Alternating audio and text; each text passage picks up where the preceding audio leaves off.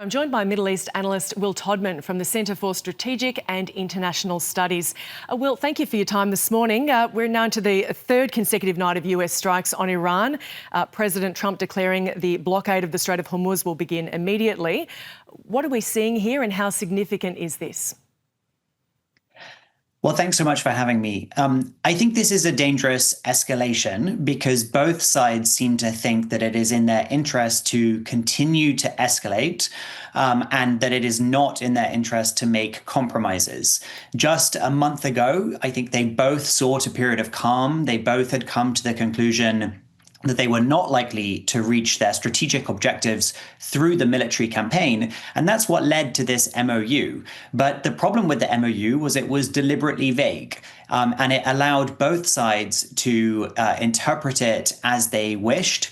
And I think that is what has led to this breakdown over the past week or so, where both were trying to impose their own understanding of what they'd agreed to on the other.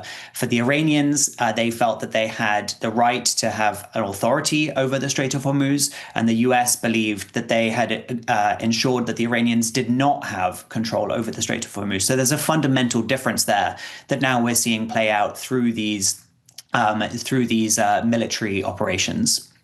So what about Trump's proposal to charge a 20% rate on shipments through the Strait? I mean, is it possible? How will it work? And does that just reinforce the idea that the fees can be charged?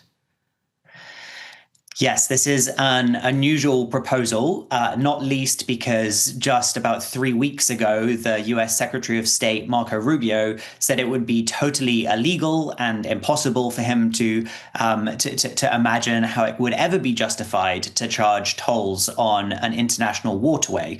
So I think it's going to be hard for him to justify this now. But this seems to be part of Trump's pressure campaign. I think he's turning to all of the tools that he has used in the past and is now trying to insert new ones as well.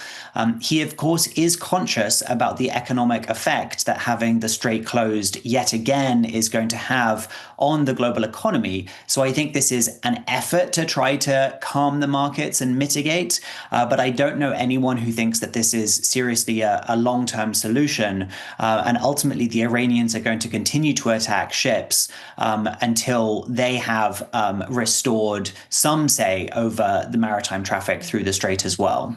And also, I mean, attack other countries in the Gulf region. And adding to that, President Trump says he now wants Gulf nations to reimburse the US for helping to protect the Strait of Hormuz. How are Gulf states likely to view this and respond to this? Yeah, this is a bitter pill to swallow, I think, for Arab Gulf states. They did not want this war in the first place. Prior to this war, of course, the strait was open. It was free for them to use. Oil was flowing. About 20% of the world's crude oil supplies were flowing through this area. They have then had their vision of, or their image of economic stability and being an oasis of stability in an otherwise challenging part of the world shattered by the attacks from Iran since the end of February. So now to find out that they're likely to have to pay the US to protect something that was previously open, I think is going to be a worrying and very unsatisfactory outcome for them.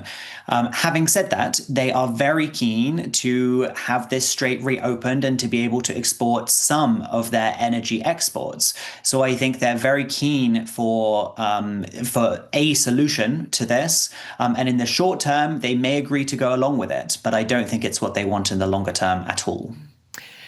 Yeah, so I guess you've gone some part into answering my next question. But, you know, on the one hand, people can say we're staring down the barrel of an all-out war here. And then others will say we're looking at a deal. And, you know, Donald Trump hasn't ruled out a deal here, reiterated that point. How do we make sense of that? Yeah, this is the sort of conversation we've been having since the end of February at this stage. I think there are some factors that should scare us and indicate that we are getting towards an escalation that could not be possible to be managed.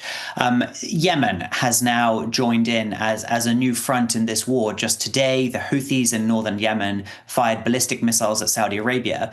If they threatened shipping going through the Red Sea, as well as then the Strait of Hormuz being closed to the east, that would be two key key global arteries closed at the same time, which would wreak havoc on the global economy. But also we're seeing the US strike deeper into Iran and a wider range of targets in Iran as well. And of course, the Iranians are threatening to retaliate with intense strikes across the Middle East as well.